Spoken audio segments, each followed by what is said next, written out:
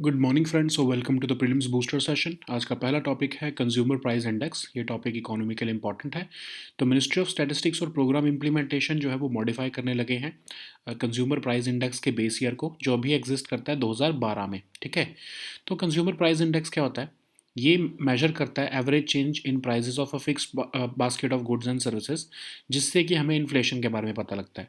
तो ये हमें रिफ्लेक्ट करता है कि परचेजिंग पावर ऑफ मनी कैसे चेंज हो रही है ड्यू टू इन्फ्लेशन। अब वो इन्फ्लेशन भी हो सकती है, डिफ्लेशन भी हो सकती है। ठीक है, प्राइजेस कम भी हो सकते हैं। तो मोस्टली जो है हम कंट्री में हमारे इन्फ्लेशन ही इससे मेजर की जाती है। तो सीपीआई जो है वो कई कैटेगरीज को कवर करता है, जैसे food and beverages, housing, clothing and footwear, fuel and light, और बाकी कुछ मिसलेनियस चीज़ों को भी। और ministry of statistics and programme implementation जो है वो रिस्पॉन्सिबल होती है इस डेटा को कंपाइल करने के लिए और रिलीज़ करने के लिए। तो कई तरह का सीपीआई होता है। चाहे एक होता है जैसे इंडस्ट्रियल वर्कर्स के लिए, जो प्राइस चेंजेस जो है इनके लिए देखता है इंडस्ट्रियल वर्कर्स के लिए, और उसका बेस ईयर होता है 2016। ठीक है, और इसको हम यूज़ करते हैं वेज एडजस्टमेंट्स करने के लिए ऑर्गेनाइज लेबर में। फिर ऐसे ही है एक एग्रीकल्चरल लेबर्स के लिए और रूरल लेबरर्स के लिए, जो कि जिसका बेस ईयर 1986 और 87 है। ऐसे ही सीपीआई अर्बन, रूरल और सीपीआई कंबाइंड होता है। इसके थ्रू हम रिटेल इन्फ्लेशन को नेशनल लेवल पर मेजर करते हैं, और इसका जो बेस ईयर है वो 2012 है। इसी को चेंज करके 2024 करने का प्लान किया जा रहा है। ठीक है, तो सीपीआई कैसे कैलकुलेट करते हो आप? जो कॉस्ट ऑफ बास्केट है करंट ईयर में, जो भी इस टाइम पर प्राइस चल रहा है उसको आपने ऊपर लिखा, उसके नीचे जो आपने जो बेस ईयर के टाइम पर प्राइस था उसको लिखकर 100 से मल्टीप्लाई किया, तो आपको सीपीआई जो है वो पता लग जाता है।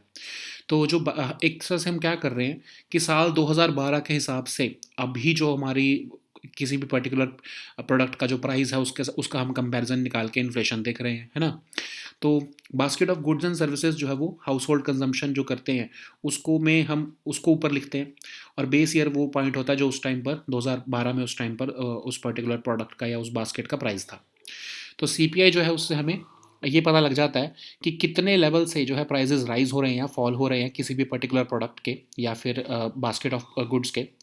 आरबीआई यूज़ करता है सीपीआई को as a primary metric inflation targeting के लिए, और सीपीआई को यूज़ किया जाता है सैलरीज और पेंशन्स को भी रिवाइज करने के लिए।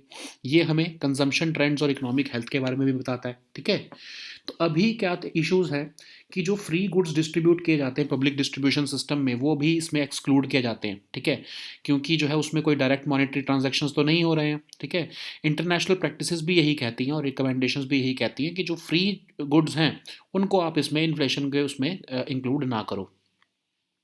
लेकिन फिर चैलेंज क्या होता है, जब आप रीडिस्ट्रीब्यूशन करते हो वेट्स की, फ्री आइटम्स की, तो उससे जो है इन्फ्लेशन स्पाइक्स आपको देखने को मिलते हैं। फ्री आइटम्स जो है पूरे इन्फ्लेशन कैलकुलेशन को इसलिए कॉम्प्लिकेट कर देता है। तो इसीलिए चेंज ये करने को कहा जा रहा है कि एक तो जो बेस ईयर है उसको 2024 कर दिया जाए। ठीक है, ये कब होगा? अब 2024 को अगर आप बेस ईयर कर दोगे और 2024 के ही फिर प्राइस देखने लगोगे तो फिर तो कोई चेंज ही नहीं देखने को मिलेगा। इसलिए 2026 से ये चेंज देख हम करने वाले हैं, ताकि 2026 में फिर जब हम प्राइस जो है वो मेजर करना शुरू करें तो हम 2024 के बेस ईयर से उसको मेजर करेंगे। अब से जो है 2026 के बाद से ही, मतलब जो आपके फ्री पीडीएस आइटम्स होते हैं उनको ज़ीरो प्राइस पर लेकर जो है वो फ्यूचर एडजस्टमेंट्स की जाएंगी, वेट चेंजेस किए जाएंगे। इससे जो है हेडलाइन इन्फ्लेशन की फिगर्स थोड़ी सी कम देखने को मिलेंगी, लेकिन सिग्निफिकेंट एडजस्टमेंट्स हो जाएंगी सीपीआई के कैलकुलेशन प्रोसेस में। तो ये जो है प्रोसेस पूरा 2026 के लास्ट क्वार्टर से देखने को मिलेगा हमें। ठीक है, नेक्स्ट हम टॉपिक देखते हैं ऑब्स्ट्रक्टिव स्लीप एपनिया। ये टॉपिक आपके सोशल इश्यूज़ के लिए इंपॉर्टेंट है। तो यूएस एफडीए ने अप्रूव किया है एक ड्रग जिसका नाम है टिर्सेपेटाइड, मतलब जिसको जैपबाउंड नाम के जो है प्रोडक्ट से बेचा जा रहा है, और ये ट्रीट करेगा ऑब्स्ट्रक्टिव स्लीप एपनिया। ठीक है, ये ड्रग रिकमेंडेड है अलोंगसाइड अ लो कैलोरी डाइट और इंक्रीज फिजिकल एक्टिविटी इंडिविजुअल्स के लिए जो मॉडरेट या सिवियर ऑब्स्ट्रक्टिव स्लीप एपनिया से डील कर रहे हैं। ठीक है, तो ऑब्स्ट्रक्टिव स्लीप एपनिया क्या है? मोस्ट कॉमन फॉर्म है जो कि जिसमें कि आपकी फिजिकल ब्लॉकेज हो जाती है एयरवेज की, और ये तब होता है जब आपका ब्रेन सही से सिग्नल नहीं भेज पाता है मसल्स जो कि आपकी ब्रीदिंग को कंट्रोल कर रही हैं। तो काइंड ऑफ ये स्लीप डिसऑर्डर है जिसमें रिपीटेड इंटरप्शंस देखने को मिलती है ब्रीदिंग में। तो जब पर्सन सोता है तो फिर उसको चोकिंग सेंसेशन हो सकती है, तो इसलिए बार बार पर्सन की जो है वो नींद खुलती है और उससे उसकी स्लीप क्वालिटी ख़राब हो जाती है। ठीक है, तो चाहे उस पर्सन ने पूरी स्लीप भी पूरी की हो अपनी, लेकिन उसको क्योंकि बार बार स्लीप जो है वो खुल रही है, उसकी वजह से उसको अगले दिन जो है वो फैटीग रहेगा। एक्सपर्ट्स का कहना है कि स्मॉलर लंग्स जो कि एब्डोमिनल फैट जब बढ़ जाता है तो लंग्स के लिए स्पेस कम हो जाती है, उसकी वजह से ये स्लीप एपनिया होता है। और एक कई बार लोगों की जो टंग होती है वो भी फ्लॉपी होती है, मतलब वो वापस जो है वो फॉल कर रही होती है अंदर को, तो इसलिए भी जो है ये ऑब्स्ट्रक्टिव स्लीप एपनिया हो जाता है लोगों में। तो 50% जो पेशेंट्स हैं वो ओबीज हैं, 25% ओवरवेट हैं जो स्लीप एपनियाज फेस कर रहे हैं। और कुछ और भी फैक्टर्स हैं जैसे कि एजिंग, स्मोकिंग, या कई लोगों में फैमिली हिस्ट्री भी होती है स्लीप एपनिया की। तो पेशेंट्स जो फेस कर रहे हैं ओएसए को, उनको एक पॉजिटिव एयरवे प्रेशर मेडिसिन दी मशीन दी जाती है जो कि प्रेशराइज्ड एयर उनके एयरवेज को देती है, जिससे एयरवे जो है ओपन रहते हैं सोते वक्त। कई बार कुछ मेडिकेशंस दी जाती हैं, लाइफस्टाइल चेंजेस, वेट लॉस करना, ये सब भी जो रिकमेंड किया जाता है। बट अब ये जेप बाउंड जो है ये कुछ ऐसे रिसेप्टर्स हैं, हार्मोन्स, जो कि हमारी इंटेस्टाइन्स रिलीज करती है, GLP-1 और GIP। इससे जो है आपके को भूख भी कम लगती है और फूड इनटेक आप कम कर देते हो।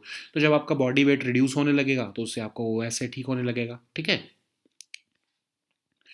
नेक्स्ट हम टॉपिक देखते हैं विकसित पंचायत कर्मयोगी इनिशिएटिव।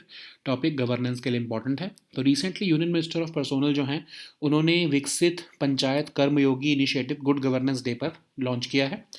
तो विकसित पंचायत कर्मयोगी इनिशिएटिव पार्ट है ब्रॉडर प्रशासन गांव की और कैंपेन का। ये कैपेसिटी और कॉम्पिटेंस बढ़ाना चाहता है पंचायती राज इंस्टीट्यूशंस की, जो इलेक्टेड रिप्रेजेंटेटिव्स हैं और ऑफिशियल्स हैं उनको इफेक्टिव गवर्नेंस और पार्टिसिपेटरी प्लानिंग के टूल्स और नॉलेज देकर। ठीक है, इसको अभी ओडिशा, उसाम, गुजरात और आंध्र प्रदेश में पायलट किया जा रहा है। और e learning platforms, AI powered chatbots, mobile apps उनको दी जाएंगी ताकि नॉलेज गैप्स को ब्रिज किया जा सके और सर्विस डिलीवरी एनहेंस की जा सके।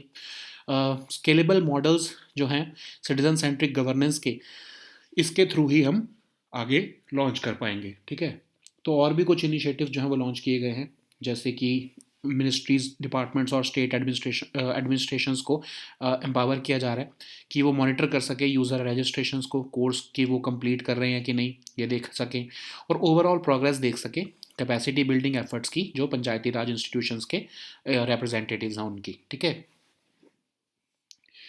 नेक्स्ट हम टॉपिक देखते हैं लिसोथो। ये टॉपिक आपके इंटरनेशनल रिलेशंस के लिए इंपॉर्टेंट है।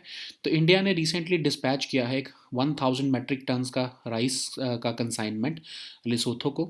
लिसोथो एक एनक्लेव्ड नेशन है, विद इन ये साउथ अफ्रीका ही आता है। पॉपुलेशन अबाउट 2.3 मिलियन है। प्राइमरीली यहाँ पर हाईलैंड्स हैं, जो कि जहाँ पर लोएस्ट इनका point 1400 metres above sea level है। ऑरेंज रिवर यहाँ से जो है वो ओरिजिनेट होती है लिसोथो हाईलैंड से। और लिसोथो जो है पहले तो ब्रिटिश प्रोटेक्टोरेट था, बट इसने इंडिपेंडेंस गेन कर ली थी 1966 में। एक कॉन्स्टिट्यूशनल मोनार्की है। मासेरू यहाँ की कैपिटल और लार्जेस्ट सिटी है। ओके, नेक्स्ट हम टॉपिक देखते हैं गोल्डन वीज़ा प्रोग्राम। ये टॉपिक भी इंटरनेशनल रिलेशंस के लिए इंपॉर्टेंट है। तो स्पेन की कांग्रेस ने अप्रूव कर दिया है टर्मिनेशन गोल्डन वीज़ा प्रोग्राम का, जो कि एक बहुत ही कंट्रोवर्शियल प्रोग्राम था।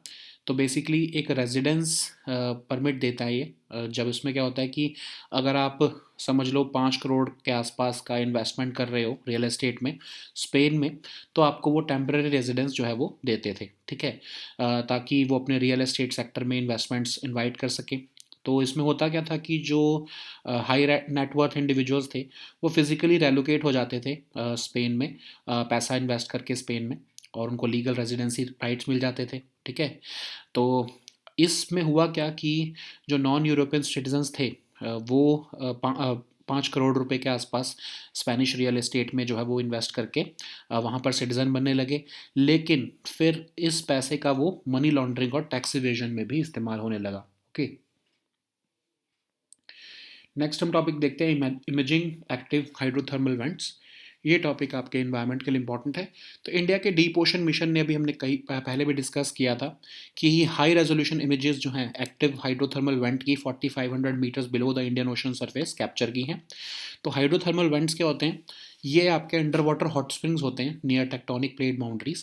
पहला सबसे 1977 में गालापागोस आइलैंड्स इक्वेडर के पास इसको आइडेंटिफाई किया गया था। तो होता क्या है कि कोल्ड सी वाटर जो है वो फिशर्स के थ्रू नीचे चला जाता है, ओशैनिक क्रस्ट के पास नियर टेक्टोनिक एक्टिविटी, वाटर जब हॉट मैग्मा के साथ कांटेक्ट में आता है तो वो हीट होता है और एकदम से सुपर हीटेड वाटर जो है वो रीसरफेस होता है मिनरल के साथ कंबाइन होके, मिनरल रिच होके, जिसको हम हाइड्रोथर्मल फ्लूइड्स कहते हैं। तो इसमें मोस्टली आयरन सल्फाइड्स आपको देखने को मिलेंगे, लेकिन इसमें बेरियम, कैल्शियम और सिलिकॉन जैसे भी जो हैं वाइट स्मोकर्स देखने को मिलते हैं। ठीक है, तो इस डिस्कवरी से इंडिया की कैपेसिटी कि वो एक्सप्लोर कर सकता है deep sea hydrothermal sulphide fields को, वो और ज़्यादा एनहेंस होगी और हम मिनरल रिसोर्सेज भी सिक्योर कर पाएंगे। नेक्स्ट हम टॉपिक देखते हैं माइटोकॉन्ड्रियल डीएनए म्यूटेशंस। ये टॉपिक आपके साइंस एंड टेक के लिए इंपॉर्टेंट है। तो एक रीसेंट स्टडी पब्लिश हुई है जीनोम रिसर्च की, जिसमें कि हाईलाइट किया गया है कि डिलीशन म्यूटेशंस जो माइटोकॉन्ड्रियल डीएनए में होती है वो एक सिग्निफिकेंट रोल प्ले करती है एज रिलेटेड मसल लॉस में। ठीक है, तो माइटोकॉन्ड्रिया पहले तो हम समझते हैं क्या है। Mitochondria basically membrane bound organelles होते हैं जो आपके साइटोप्लाज्म में प्रेजेंट होते हैं, जितने भी यूकैरियोटिक सेल्स होते हैं। इनको हम power house of the cell भी कहते हैं क्योंकि एरोबिक रेस्पिरेशन में इसका रोल होता है, जिसमें कि ग्लूकोज जो है वो यूटिलाइज हो पाती है और फिर उससे एटीपी क्या होता है, आपकी एनर्जी करेंसी जो भी आपके लिविंग ऑर्गेनिजम्स में होती है वो इससे ही निकलती है। ठीक है, तो सेल की डेथ को रेगुलेट करना जो है माइटोकॉन्ड्रिया का ही एक मेजर रोल है, जिसको हम अपोप्टोसिस कहते हैं, जिससे कि आपके हेल्दी टिश्यूज़ जो है वो मेंटेन होते हैं। ठीक है, माइटोकॉन्ड्रियल डीएनए जो है, जो आप मदर से इनहेरिट करते हो, उसकी म्यूटेशंस में भी जो है वो उससे सेलुलर फंक्शंस जो अफेक्ट होते हैं उसको भी जो है रेगुलेट करने का काम माइटोकॉन्ड्रियल डीएनए करता है। तो अब जो फाइंडिंग्स हमने देखी हैं म्यूटेशंस की, तो डिलीशन म्यूटेशन से देखा गया है कि जो साइज़ और फंक्शनैलिटी है माइटोकॉन्ड्रिया की वो इरोड हो रही है और काइमेरिक जीन्स, इस जो डिलीशन म्यूटेशंस हैं उनसे कैमेरिक जीन्स जो हैं वो क्रिएट होते हैं और उससे एबनॉर्मल सीक्वेंसेस फॉर्म हो रही हैं और उसकी वजह से मसल डिग्रेडेशन होता है एज की वजह से। ठीक है, जो ओल्ड इंडिविजुअल्स होते हैं उनमें 2-fold इंक्रीज देखने को मिला है किमेरिक माइटोकॉन्ड्रियल एमआरएनए का, जिसकी वजह से बायोलॉजिकल एजिंग होती है। ठीक है, तो इससे सिर्फ मसल टिश्यूज़ ही नहीं बल्कि ब्रेन के भी टिश्यूज़ जो है वो अफेक्ट हो हमें देखने को मिल रहे हैं। ओके, नेक्स्ट हम टॉपिक देखते हैं मार्बर्ग वायरस डिसीज़। ये टॉपिक सोशल इश्यूज़ के लिए इंपॉर्टेंट है।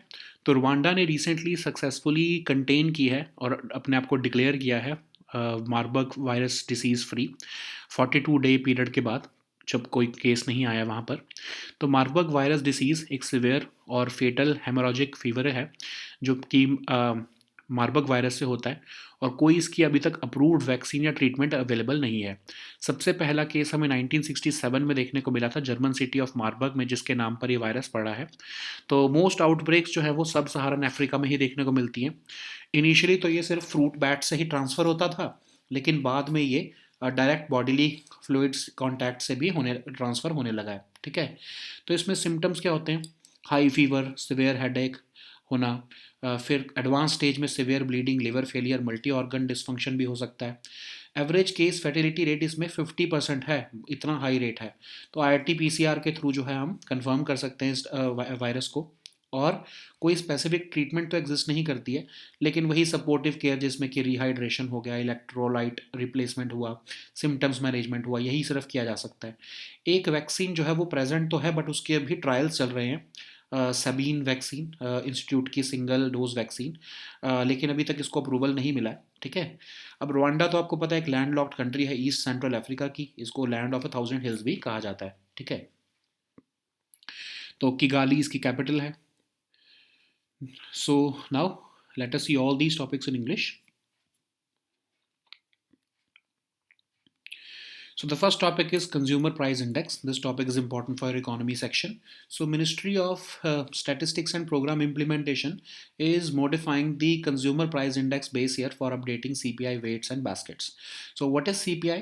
It measures the average change in prices of a fixed basket of goods and services that households typically consume. Okay, so it reflects how the purchasing power of money changes over time due to inflation And CPI includes the baskets or various categories of baskets, including food and beverages, housing, clothing and footwear, fuel and light, and other miscellaneous baskets, including education, healthcare, transport, communication, and recreational expenses. So, the Ministry of Statistics and Program Implementation is responsible for compiling and releasing the CPI data. Okay, and this is not just limited to retail inflation, but it is meant for industrial workers also, which tracks the price changes for industrial workers, and the base year for which is 2016. This is used for wage adjustments in organized labor. Then we have the similar ones for agricultural laborers and rural laborers as well. The CPI retail is having the base year of 2012, and CPI combined is called is basically the official retail inflation rate in India. Okay, how do you calculate CPI? So you first put the cost of basket in current year in the numerator section, then the cost of basket of that of those products uh, of that base year in the base year is put in the denominator section, and you multiply that with 100, you get the CPI rate, okay, of that particular year. So this is used to monitor the rate at which prices are rising or falling in the country. So it's a primary metric for inflation targeting as well. Okay, remember that RBI uses CPI for inflation targeting and not WPI. Okay, so CPI used to revise salaries and pensions also, of especially for the government sectors. It also provides us insights into consumption trends and economic health. So what were the issues? What are the issues that are being uh, taken care of now? So free goods which are distributed under the public distribution system are currently excluded, as they do not involve any direct monetary transactions. And this is not something that only India does, but it is aligned with the international practices and recommendations as well, including that of the IMF. And but what happens is that when you do not include free items, it complicates the inflation calculation. Okay, so now the government has decided that CPI methodology will be having the 2024 as the base year, new base year, and free PDS items will be reflected at zero price. Okay, and future adjustments will be made as weights would change in the future. So for the 2024, of course, we will be considering them as zero, but as we move ahead, of course, the prices would go up, and this could lower headline inflation figures later. Okay, and the new CPI series is expected to be rolled out by the final quarter of 2026. So the next topic is obstructive sleep apnea. This topic is important for your social issues.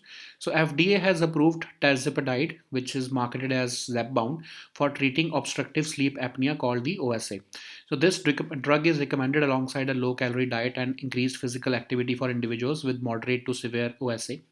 So what is OSA? It is basically the physical blockage of the airway, which occurs when the brain fails to send proper signals to muscles controlling breathing. A combination of OSA and central sleep apnea is basically complex sleep apnea syndrome. So OSA is a sleep disorder which is characterized by repeated interruptions in breathing, and it can lead to a choking sensation, causing the person to wake up briefly and then disrupt the sleep quality. As a result, individuals who are having OSA, they often feel fatigue during the day. So as per the experts, smaller lungs due to abdominal fat and a floppy tongue are key contributors to ESA. That's why obesity is a significant risk factor here. So almost 50% of the OSA patients are obese and 25% are overweight. But not just obesity, other factors are also included, including aging, smoking, and a family history of sleep apnea. Okay, so patients with sleep OSA commonly use a airway pressure medicine, which would deliver pressurized air to keep the airway open during sleep. Medications are also prescribed to improve sleep quality.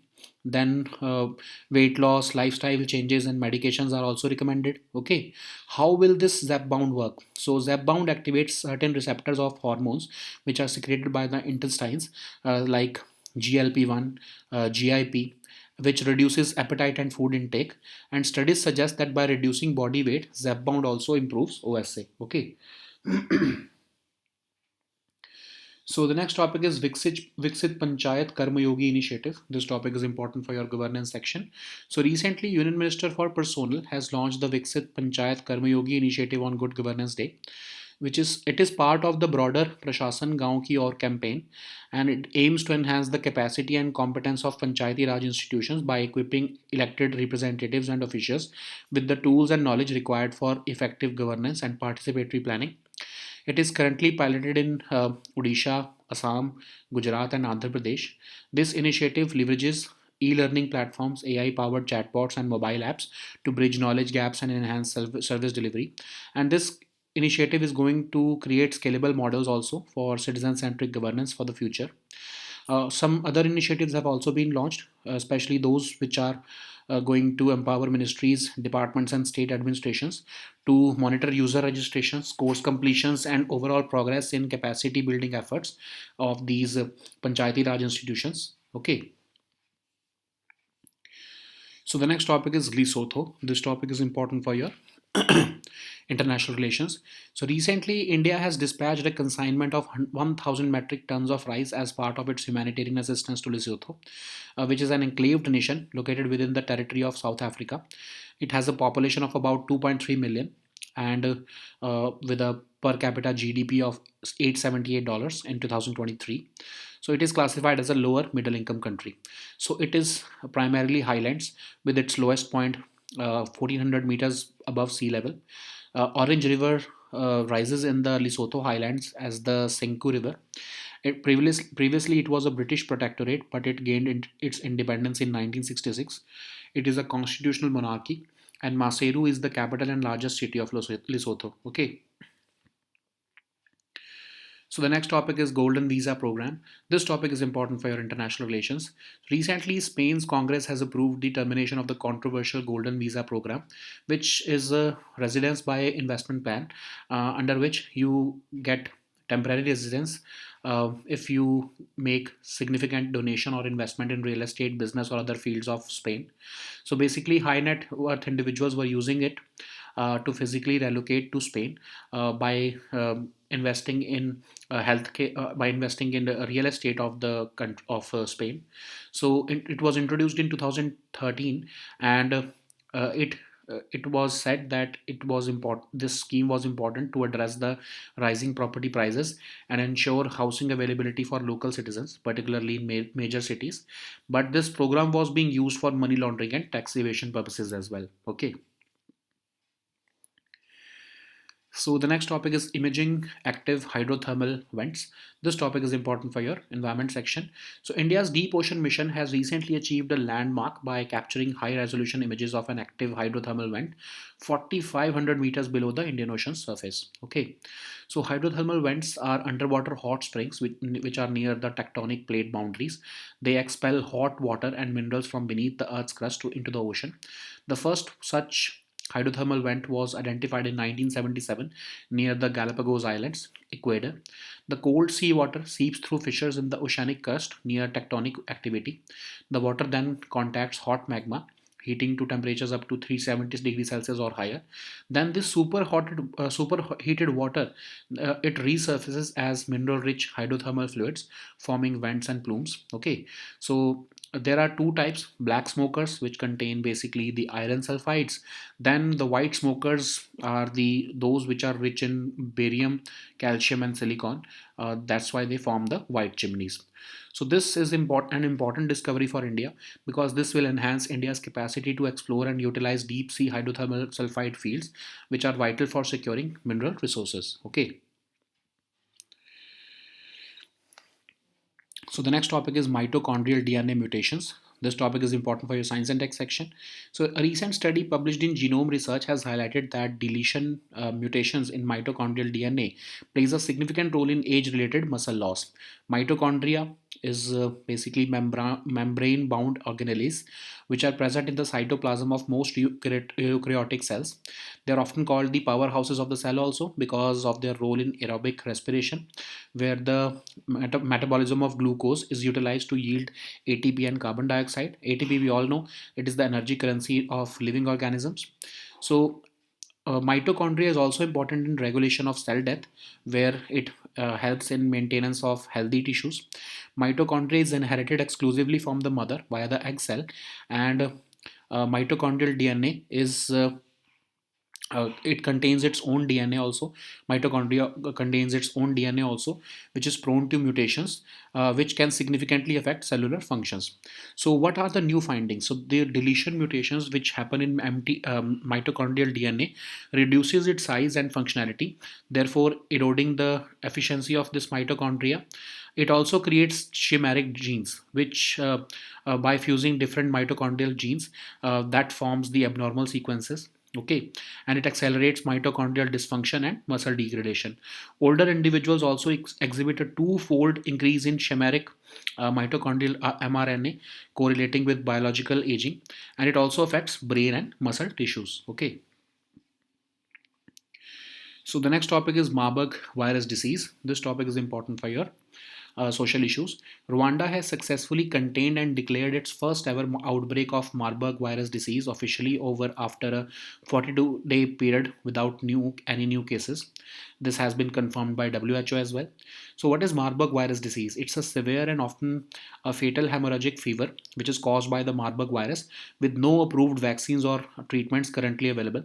It was first identified in 1967 in the German city of Marburg, and it is named after an outbreak which was linked to laboratory workers exposed to infected green monkeys imported from Uganda. So, most outbreaks have occurred in sub Saharan Africa, and initially it was transmitted from fruit bats, but now it is said to be transmitting through the direct contact with bodily fluids among the infected individuals or contaminated surfaces as well.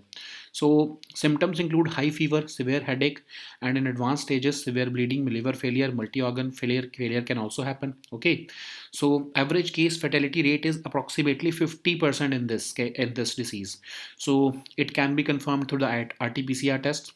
There is no specific treatment that exists in this particular disease, and only supportive care can be given through rehydration, electrolyte replacement, and symptom management. Okay, so what is Rwanda? It's a landlocked country in East Central Africa, and it is also referred to as the land of a thousand hills. Okay, so these were our topics for today. Please also download the weekly current affairs compilation from our Telegram group today. We'll meet next time with new topics. Until then, goodbye and take care.